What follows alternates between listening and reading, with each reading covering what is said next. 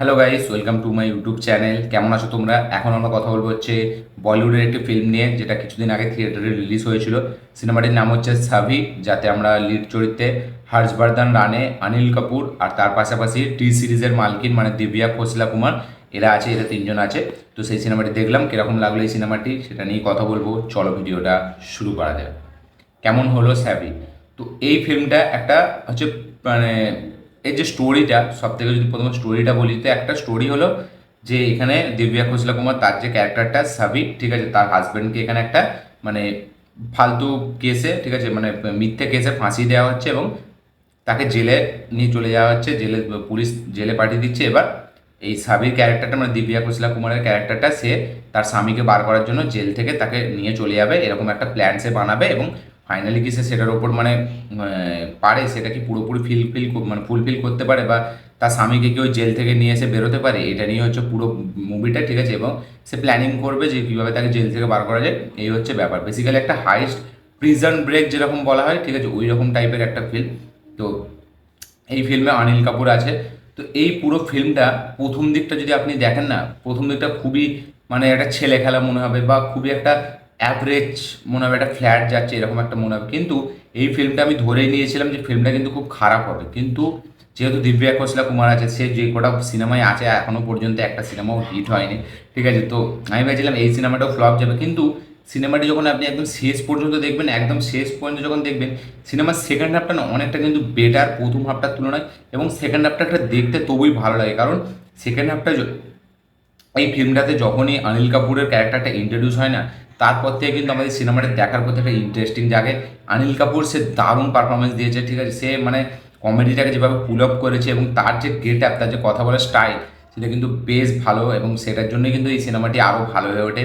আমার মনে হয় অনিল কাপুর না থাকলে এই সিনেমাটি অতটা ভালো আপ টু দ্য মার্ক হতো না। কিন্তু সেকেন্ড পার্টটা শুধু অনিল কাপুরের জন্য পুরো সিনেমাটি দেখতে মন যায়। এবং লাস্ট পর্যন্ত কিন্তু যে এই একটা কী হবে, একটা মানে সেই আমরা দেখেছিলাম বেবি ফিল্মে যে একজনকে কীভাবে নিয়ে বেরোবে অন্য দেশে, ঠিক আছে। এবং এইখানেও ঠিক সেরকম আছে, জেল থেকে কীভাবে প্ল্যানিং করে তার স্বামীকে হাজব্যান্ডকে বার করে সেখান থেকে নিয়ে যাবো অন্য জায়গায়। তো এই হচ্ছে গল্প। তো সেইটাকে কিন্তু খুব সেকেন্ড পার্টটা খুব ভালোভাবে এক্সিকিউশন করেছে, খুব দারুণভাবে প্রেজেন্ট করেছে ফিল্মটার। মানে স্টোরিটা অ্যাজ সাচ আমরা খুব নর্মাল জানতাম, যে আমাদের ট্রেলার লেভেল আমরা বুঝতে পেরে গেছিলাম। কিন্তু প্রেজেন্টেশন অনুযায়ী, এক্সিকিউশন অনুযায়ী সেটা কিন্তু খুবই ভালোভাবে ক্রিয়েট করেছে। সেকেন্ড হাফটা দেখতে বেশ ভালো লাগে, বেশ মজা লাগে। হ্যাঁ, এই যে গানগুলো যেগুলো দিয়েছে সেগুলো প্রচুর মানে আননেসেসারি, এগুলোর কোনো দরকার ছিল না আমি জানি, ঠিক আছে। একটা গানও আমার একদম ভালো লাগেনি এই সিনেমার। এবং অনেক আননেসেসারি এলিমেন্টস আছে যেগুলো কোনো রাখার দরকার ছিল না। তার থেকে এইটার উপরে যদি বেশি ফোকাস করতো প্রথম থেকেই, সেটা আরও বেটার হতো, ঠিক আছে। তো সেকেন্ড হাফটা কিন্তু ফিল্মটার বেশ ভালো, আমার জন্য ভালোই লেগেছে। আপনি একবার ওয়ান টাইম ওয়াচ এই সিনেমাটি দেখা যায়, ঠিক আছে। আপনার ভাইয়াজির থেকে অনেকটা বেটার। আমি আগে সিনেমাটি যেটা করলাম ভাইয়াজি, তার থেকে এটা অনেকটা গুণ বেটার, একটা ভালো সিনেমা। তবে আমি বলবো না যে এক্সট্রা অর্ডিনারি বিশাল কিছু এরকম না, কিন্তু একবার টাইম পাসের জন্য একবার দেখা যায়, ঠিক আছে। মানে সেকেন্ড হাফটার জন্য স্পেশালি ভালোভাবে দেখা যায়।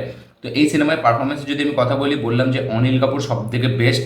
দিব্যা খোসলা কুমার, তার পারফরমেন্স আমার কোনোদিনই ভালো লাগেনি, সে প্রচুর ন্যাকা ন্যাকা।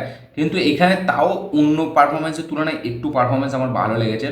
হর্ষবর্ধন রানে, সে মানে সিনেমা ওই জন্যই চান্স পায় না, সে খুব একটা, সে একমাত্র সানাম তেরি কাসামেই খুব ভালো একটা অ্যাক্টিং করেছিল, তারপরে তার সেরকম কোনো অ্যাক্টিং লেভেলে স্কিল লেভেল আমি দেখতে পাইনি ভালো। তো এই সিনেমায় তার পারফরমেন্স খুবই মানে বেকার একটা পারফরমেন্স, শুধু একমাত্র অনিল কাপুর এখানে বেস্ট। তার পাশাপাশি এখানে দিব্যা খোসলা কুমার হালকা একটু। ওভারঅল এই ফিল্মটা কিন্তু একবার আপনি দেখতে পারেন ওয়ান টাইম ওয়াচের জন্য, তাও বিশেষ করে যেহেতু একটা হাইস্ট সিনেমা হয়ে যায়, তাই জন্য এই সিনেমাটি মানে একটা দেখার তবু একটা আলাদা লাস্ট পর্যন্ত একটা এক্সাইটমেন্ট থাকে।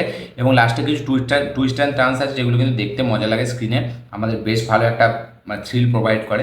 তো আপনারা গিয়ে দেখতে পারেন সাবি। এই সিনেমাটা এখন ওটিটিতে অ্যাভেলেবেল আছে, দেখে অবশ্যই কমেন্ট করে জানাবেন যে আপনাদের কীরকম লেগেছে। যারা অলরেডি সাবি দেখে নিয়েছেন থিয়েটারে, তারাও অবশ্যই কমেন্ট করবেন যে আপনাদের কীরকম লেগেছে।